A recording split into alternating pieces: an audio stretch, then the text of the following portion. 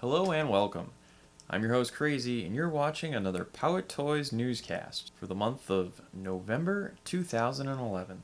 Today we'll be covering some of the basics with Transformers, Thundercats, G.I. Joe, the Four Horsemen, and a little bit of Masters of the Universe.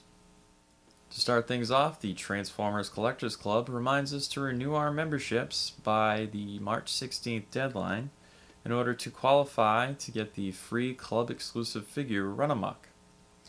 And they've also announced a January pre-order for the club-exclusive figures Runabout and Shattered Glass Drift.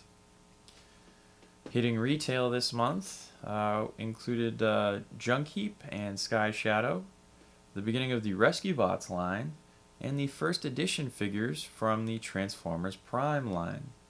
In G.I. Joe news, the G.I. Joe Collectors Club revealed the final figures in the figure subscription service, and here's a quick run through of all of the figures.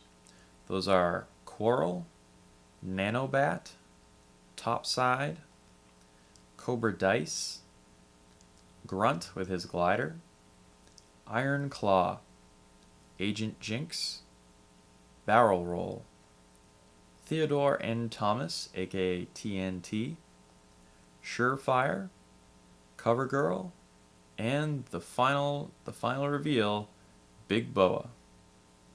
In Gothatropolis news, the Four Horsemen have put up a pre-order on their site, storehorseman.com, for busts of Scarabus and any and all of his variants. They'll be hand-casted, hand-painted polyurethane resin busts. They'll be done in-house by the Four Horsemen, and they'll be cast by Shane Diamond Didsworth and Owen O-Dog Ortling. Hopefully I didn't just mispronounce that. And hand-painted by Sherry Lynn Cook. They'll retail for $175 each, plus shipping and handling. And if you order by December 2nd, the order will be guaranteed to deliver by December 24th, 2011. Thundercats. There's a lot of news about Thundercats this month. MTV Geek got a couple of real nice exclusives.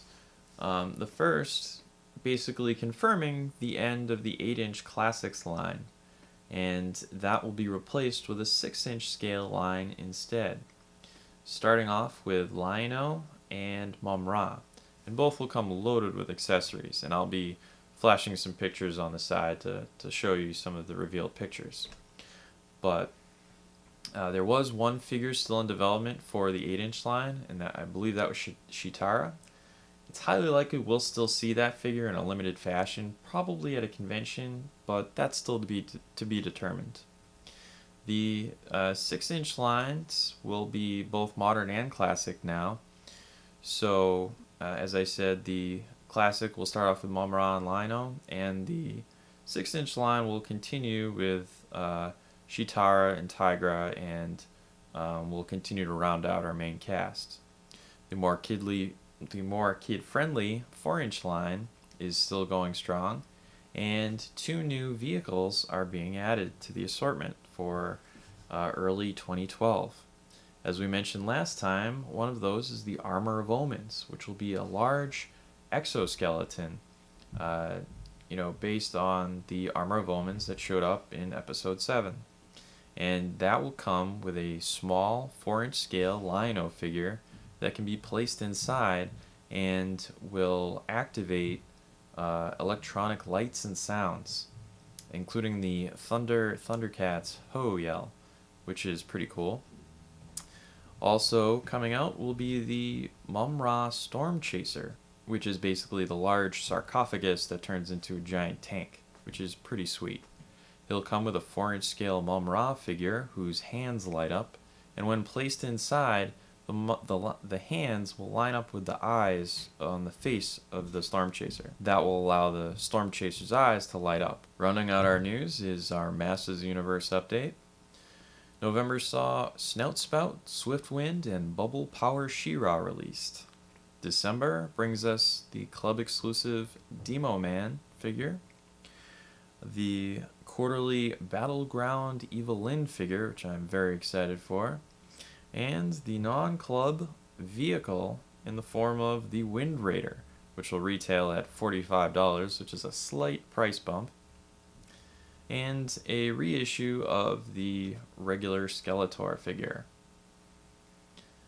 That rounds out the news. Thanks for watching, and see you next month.